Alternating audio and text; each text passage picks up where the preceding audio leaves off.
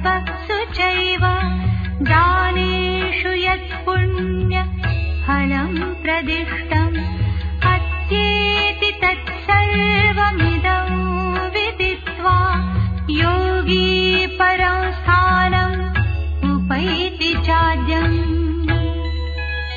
वेदेषु यज्ञेषु तपःसु, वेदों में, यज्ञों में, तप में, च दानेषु एव यत् पुण्य फलम प्रदिष्टम, और दान में भी जो पुण्य फल बताया गया है, योगी इदम विदित्वा, राजयोगी यह जानकर, तत्सर्वम अत्येति, उस सारे के पार चला जाता है, च आद्यम परम स्थानम उपैति, और आदिकालीन परम पद को पाता है।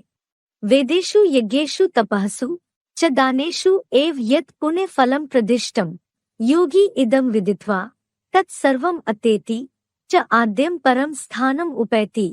भावार्थ, नरनिर्मित वेदों में, भौतिक यज्ञों में, दैहिक तप में और सांसारिक पदार्थों के दान में भी जो अल्पकालीन पुण्य फल बताया गया है, राजयोगी पुरुषोत्तम संगम युग में ही यह एडवांस गीता ज्ञान जानकर उस सारे मानवीय कर्मकांड के पार चला जाता है और सत्युगी स्वर्गीय आदिकालीन विष्णुलोकीय वैकुंठ के कलातीत परमपद को पाता है।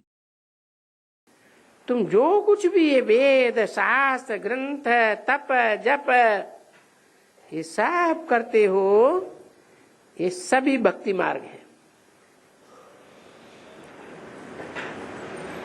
कौन सा मार्ग है?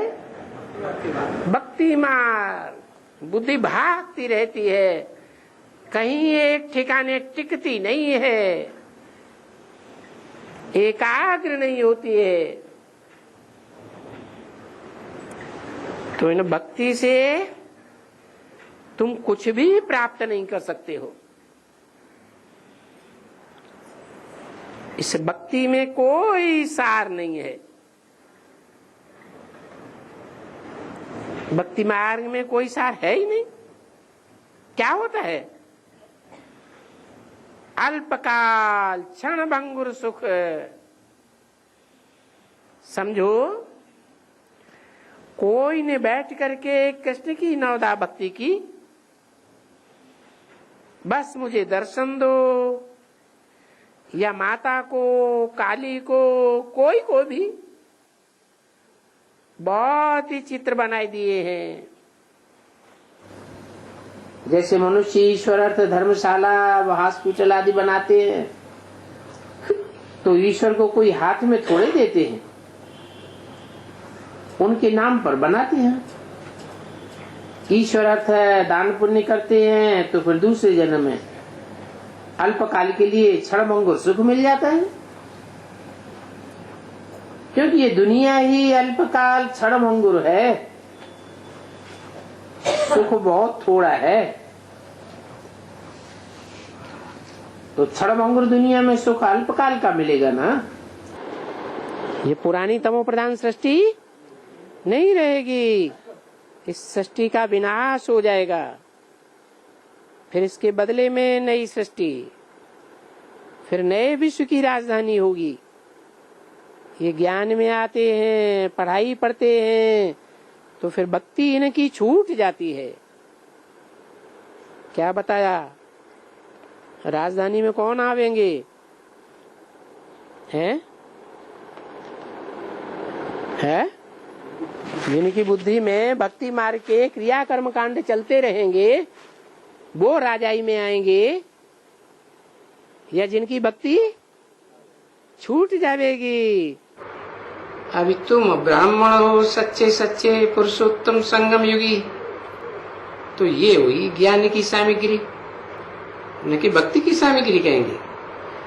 नहीं, वो न की कहेंगे भक्ति की सामग्री, क्योंकि वहां ब्राह्मण तो उस दुनिया में कोई है नहीं सच्चा, है ब्रह्मा ही नहीं है, तो ब्राह्मण कहाँ से होंगे? तो अभी तुम तो जानते हो कि हम ब्राह्मण हैं, ब्रह्मा की संतान हैं, मुखवंशावली हैं, तो जरूर भक्ति तुम्हारे से छूटती जाएगी।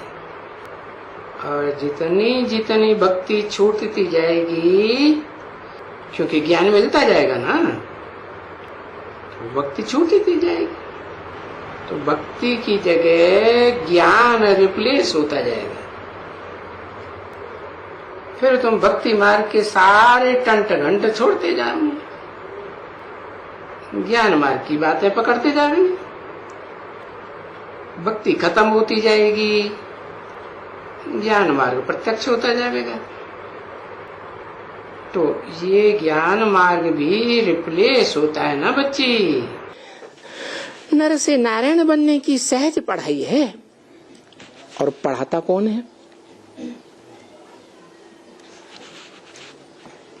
नर से नारायण बनने की पढ़ाई है। नारायण जो नाम रखा गया, किस आधार पर रखा गया? अरे भूल गए? काम के आधार पर नाम पड़ता है। तो क्या काम किया है? नार माने ज्ञान जल, आयन माने घर, जिसका ज्ञान जल में ही घर है। क्या? जब से जन्म लिया तब से लेकर कहाँ घर है? ज्ञान जल में घर है। अच्छा, कब से जन्म लिया वो तो मालूम होगा ना? 76 से जन्म लिया। बाबा ने ही बोल दिया था 10 साल पहले 66 में। लक्ष्मी नारायण का जन्म कब हुआ? आज से 10 वर्ष कम, 5000 वर्ष हुआ, तो 76 आता है। तो 76 में इनका जन्म हुआ नारायण का। तो जब से जन्म हुआ, प्रत्यक्षता रूपी जन्म जब से हुआ, बाप का प्रत्यक्षता वर्ष कौन सा मनाया है? कौन सा मनाया? 76। तो इसका मतलब है कौन से बाप का प्रत्यक्षता वर्ष हुआ है? मनुष्य सृष्टि के बाप का प्रत्यक्षता वर्ष हुआ। मुरली में भी बोला, राम बाप को कहा जाता है और कृष्ण बच्चे को कहा जाता है। माना कृष्ण बच्चे की प्रत्यक्षता वर्ष की बात नहीं है, राम वाली आत्मा प्रत्यक्ष हुई, वो व्यक्तित्व प्रत्यक्ष हुआ जो नारायण के रूप में बाद में प्रत्यक्ष होता है। देखो, ये सहज पढ़ाई है। अरे भाई, पढ़ाई राजयोग की है ना। नर से नारायण बनने की सहज पढ़ाई है। क्या? नर से नारायण, आयन माने घर, कहाँ रहता है? ज्ञान जल में रहता है। तो ज्ञान जल में कौन सा देवता हमेशा दिखाते हैं? नारायण दिखाते हैं कि विष्णु दिखाते हैं? विष्णु दिखाते हैं। माना लक्ष्मी नारायण का कंबाइंड स्वरूप है, जो नारायण दिखाते हैं वो विष्णु दिखाते हैं। उनको पढ़ाता कौन है? कहते हैं ब्रह्मा सो क्या बना?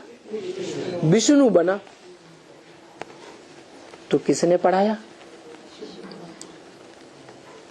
विष्णु देवता है या भगवान है? देवता है, परम पद है देवताओं में। तो कौन पढ़ाता है?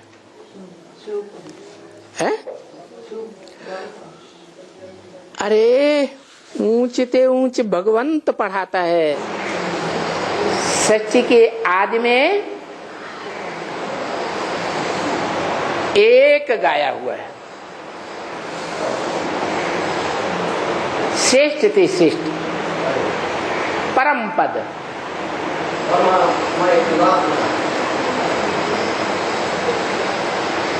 वो परम पद है विष्णु। क्या? Vishnu, no wish at all, जिसमें विषय विकार का नाम निशान नहीं होगा। एकदम सृष्टि के आदि में, नई सृष्टि के आदि में।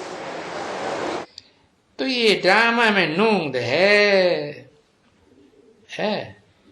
ब्राह्मण चोटी फिर देवता, और देवता भी कौन सा है? ऐसे नहीं कलाओं में बंधा हुआ कलाबद्ध देवता, 16 कला या कम कला वाला नहीं, कलातीत देवता। और क्या शिफ्ट है उसकी? कलातीत देवता की शिफ्ट ये है कि वो अतीन्द्रिय सुख भोगने वाला, वो अकेला नहीं, यथा राजा तथा प्रजा। हाँ, वो विष्णुलोक की वैकुंठ में सब कैसे होंगे? इंद्रियों का सुख भोगने वाले होंगे कि अतीन्द्रिय सुख भोगने वाले होंगे? कर्मेंद्रियों का भोगेंगे? नहीं, अरे कर्मेंद्रियों की तो बात ही दूर, ज्ञानेंद्रियों का भी सुख नहीं भोगते।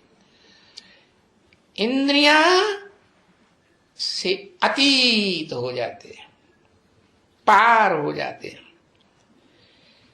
ऐसे ऊंचे ऊंचे देवता।